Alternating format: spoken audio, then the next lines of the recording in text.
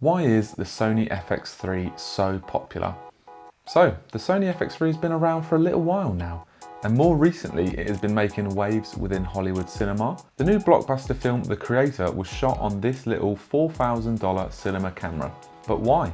The budget for The Creator wasn't exactly small, being $80 million, so why would a huge budget feature film opt for this relatively inexpensive cinema camera?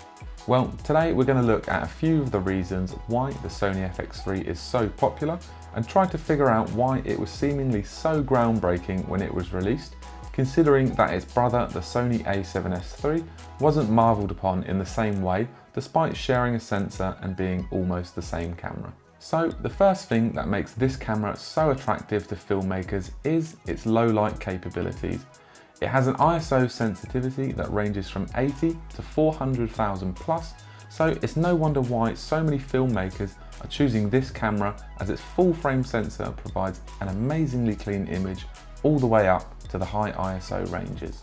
Comparatively, its competitors like the 6K Pro can't even come close to the low light capabilities of this camera. Secondly, the dynamic range of this camera is insane. It has 15 plus stops of dynamic range, which isn't far off the likes of the new Alexa 35, which has 17 stops of dynamic range. The sheer amount of dynamic range in this camera really gives it that high-end cinema camera feel at a not so high-end price point. Thirdly, this camera can shoot up to 120 frames per second in 4K, which is really amazing and allows users to capture some great slow motion sequences.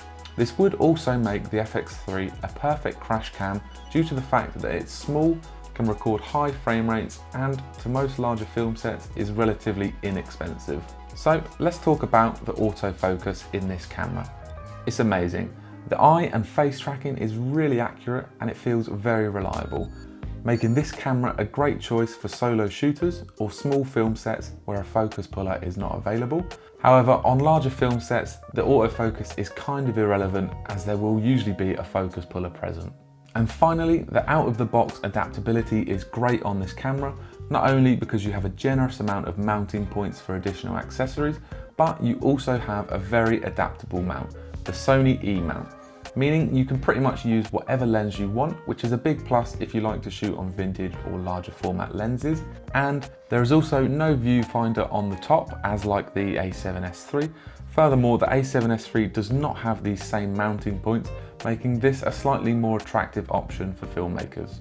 So to summarise, there isn't just one aspect of the FX3 that makes it so popular, but to me it seems like it's all of the amazing little features that add up to create a very complete feeling camera package. However, there are some drawbacks to the Sony FX3, such as the lack of ND filters, no shutter angle, and a slightly awkward menu system. However, this hasn't proved to be an issue for many people and has still led to the camera being used on high-end feature films today. But it would be nice to see a revised version of this camera from Sony in the future where they address some of these features. But thank you guys for watching. I hope you did enjoy this video. If you feel like I missed any features of the FX3, or if you had your own take on why this camera is so popular, please drop me a comment in the comment section down below.